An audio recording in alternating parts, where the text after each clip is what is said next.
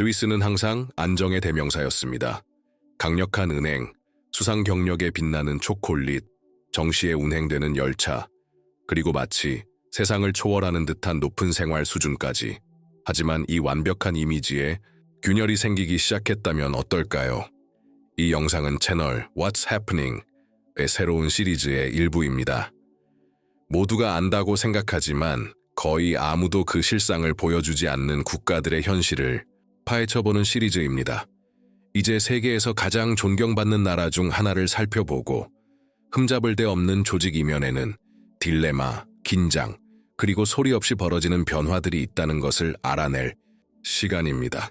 질서의 이면에는 필수 분야의 삭감, 이민과의 갈등, 경기 침체, 심지어 스위스의 쇼케이스에는 더 이상 어울리지 않는 수세기 동안 이어져 온 전통까지 존재합니다. 오늘 벨로문도에서는 알프스 퐁듀 그리고 명품 시계를 넘어 스위스에서 무슨 일이 일어나고 있는지 보여드리겠습니다. 스위스는 부유하고 조직력이 뛰어나며 위기에 강하다는 평가를 받고 있습니다. 하지만 실상은 겉으로 보기에 경제 상황이 녹록지 않습니다. 최근 몇 달 동안 스위스의 성장은 사실상 멈췄습니다. 정부는 경제부처, 일종의 지방경제부처를 통해 국내 총생산 GDP 성장 없이 정체되었다고 직접 밝혔습니다.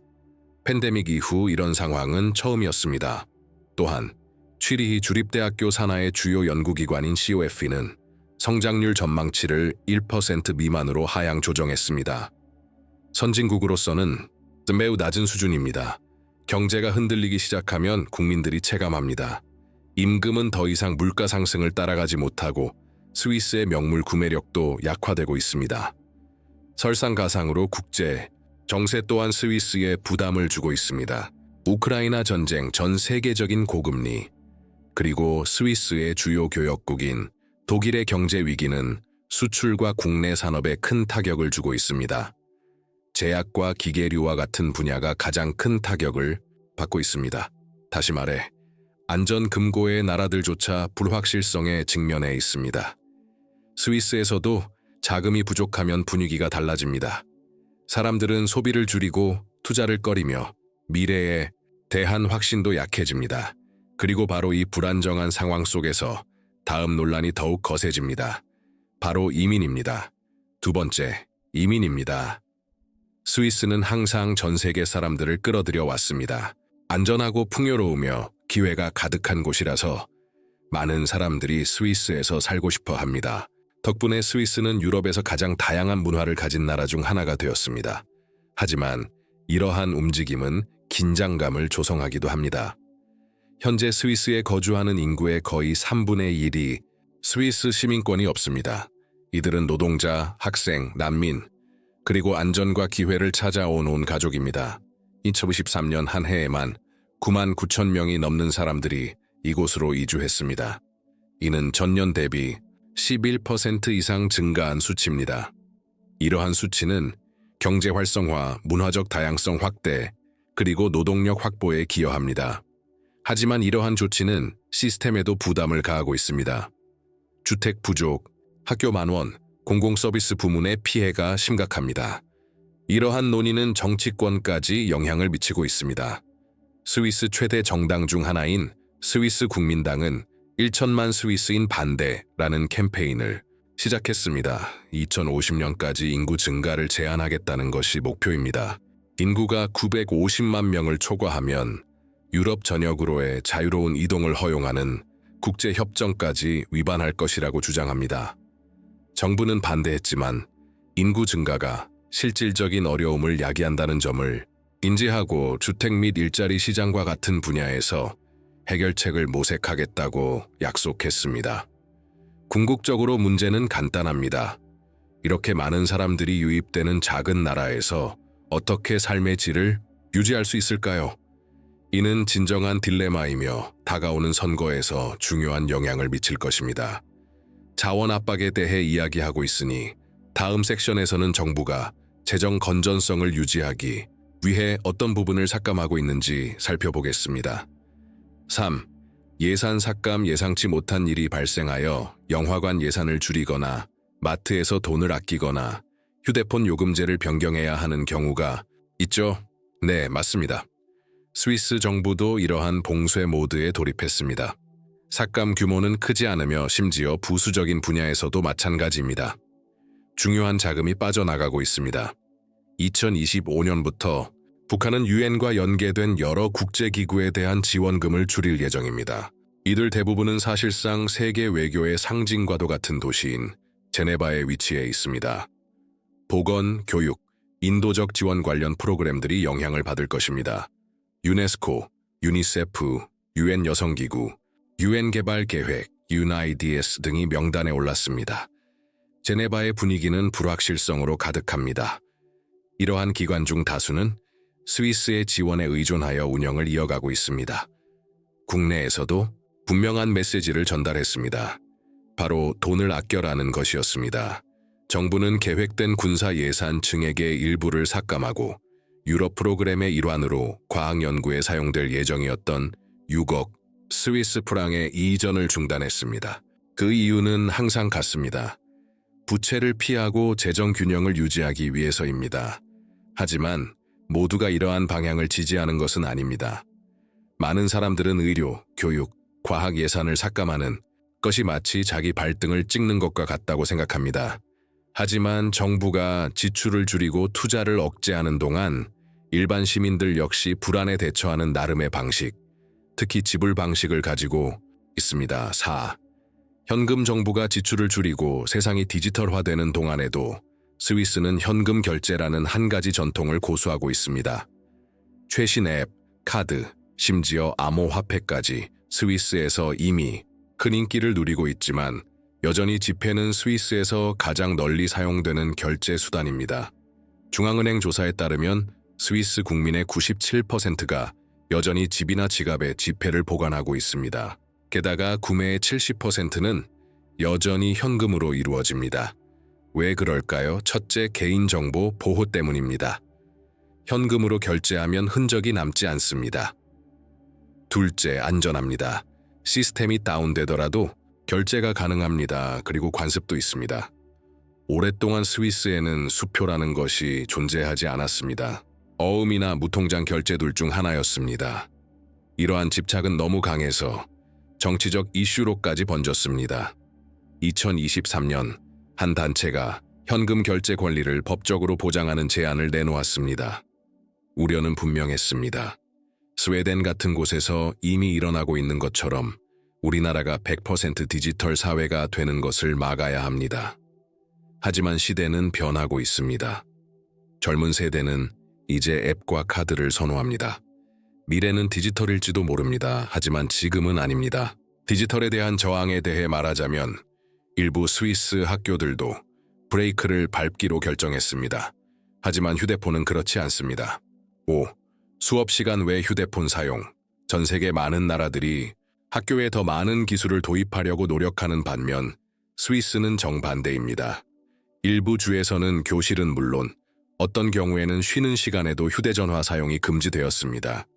가장 최근 사례는 디트발덴 주인데 2025년부터 초등학생들은 학교에서 휴대전화를 비롯한 모든 전자기기를 사용할 수 없게 되었습니다. 비상 상황이거나 교사의 허락을 받은 경우에만 가능합니다. 과도한 화면 사용이 학생들의 집중력, 사회적 상호작용, 심지어 정신건강에까지 영향을 미친다는 연구 결과가 나온 후 이러한 결정이 내려졌습니다. 이제 목표는 간단합니다. 수업에 집중하고 쉬는 시간에는 이야기하고 방과 후에는 휴대폰만 사용하세요. 교사는 규칙을 어길 경우 기기를 압수하고 징계 조치를 취할 수 있습니다. 니트발덴만 그런 것이 아닙니다. 프리부르와 발 같은 주에서도 유사한 조치를 시행하고 있습니다. 이 지역에서는 휴식 시간이 예전과 마찬가지로 마당에서 공놀이를 하고 실시간 채팅을 하고 화면을 보지 않는 등 평소와 같습니다. 쉬즈나 루체른 같은 곳에서는 각 학교가 결정을 내렸습니다. 이러한 지역 간 차이는 각 주가 자체적으로 규칙을 정할 자율권을 가진 스위스 시스템을 반영합니다. 하지만 학교에서의 휴대전화 사용을 제한하는 추세는 점차 커지고 있습니다. 2023년 유네스코에서도 같은 내용을 권고했습니다. 화면은 줄이고 학습은 늘리라는 것입니다. 적어도 학교에서는 터치스크린 세대가 연필, 종이 그리고 칠판을 보는 눈을 다시 찾아야 할 것 같습니다. 기술에 대해 말하자면 스위스가 전혀 발전하지 못한 분야가 하나 있습니다. 바로 딥페이크 규제입니다. 6.2 딥페이크 디지털 무법지대. 인공지능이 만든 가짜 영상, 즉 딥페이크는 이미 전 세계의 혼란을 야기하고 있습니다. 얼굴, 목소리, 표정을 너무나 완벽하게 모방하여 많은 사람들이 속고 있습니다. 놀랍게도 이 나라에는 아직 이 문제를 다룰 구체적인 법률이 없습니다. 2025년에는 이러한 유형의 콘텐츠만을 위한 규칙을 제정하는 제안이 의회에 제출되었습니다. 그러나 대다수 의원은 현행 개인정보보호법, 명예훼손법만으로도 충분하다며 반대표를 던졌습니다. 그러나 많은 전문가들은 이것만으로는 충분하지 않다고 경고합니다. 확인된 위험에는 금융사기, 실제 얼굴을 사용한 가짜 사생활 콘텐츠, 정치적 조작, 심지어 무고한 사람들의 명예를 회복할 수 없을 정도로 훼손하는 것까지 포함됩니다. 거부된 제안은 간단한 조치만을 제공했습니다. 조작된 영상에 라벨을 붙이고 악의적인 행위를 금지하며 피해자를 보호하면서도 표현의 자유를 침해하지 않아야 한다는 주장이 제기되었습니다. 그럼에도 불구하고 정부는 이 문제를 향후 인공지능 관련 법률에 포함할 수 있다는 입장을 고수하고 있습니다. 하지만 그때까지 모든 것은 통제 불능 상태일 겁니다. 바로 그것이 문제입니다. 피해가 드러나면 이미 너무 늦습니다. 한편 연구자들과 기업들은 딥페이크를 더 빨리 탐지하는 도구를 개발하기 위해 노력하고 있습니다. 하지만 이는 팽팽한 경쟁입니다. 조직력으로 유명한 나라에서 이러한 유형의 콘텐츠가 무분별하게 유통되는 것은 엄청난 모순입니다. 하지만 다음 장의 장면들을 따라가 봅시다.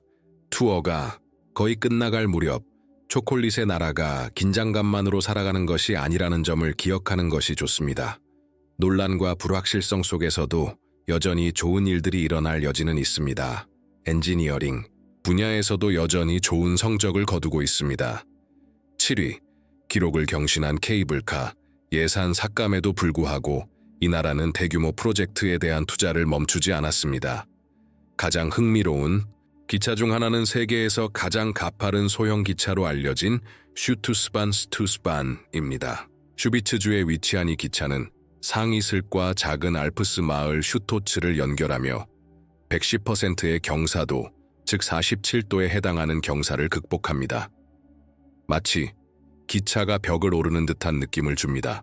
그리고 단 4분 만에 이 모든 것을 해냅니다. 둥글고 관절이 있는 캐빈은 이동 중에 회전하여 승객의 수평을 항상 유지합니다. 그 결과 극한의 오르막길에서도 부드러운 승차감을 제공합니다. 디자인에 얼마나 세심한 주의를 기울였는지 보여주는 디테일 중 하나입니다. 이 프로젝트는 오래된 구조물을 대체하여 곧 관광 명소가 되었습니다. 눈 속을 가르며 달리는 기차의 이미지는 입소문을 타고 퍼져나갔고 오늘날 이 지역을 방문하는 사람들의 여행 일정에 이 기차가 포함되었습니다. 이건 단지 한 가지 예일 뿐입니다. 이 나라에는 케이블카, 산악철도를 포함하여 500개가 넘는 케이블 운송 시설이 있습니다. 57km 길이로 세계에서 가장 길고 깊은 고트하르트 베이스 터널은 말할 것도 없습니다. 불확실한 시대에도 이러한 작업은 가파른 길이라도 대담하게 나아가 계속 나아갈 여지가 있음을 보여줍니다. 빌번, 여름을 예고하는 인형.